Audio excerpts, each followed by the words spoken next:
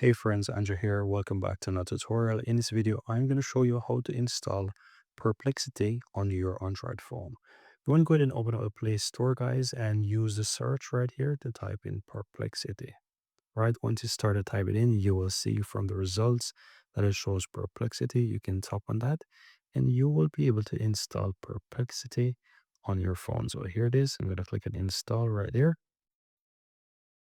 Whoa, that looks pretty cool, right? Now it's currently installing, and there it's done. So I'm going to tap on open.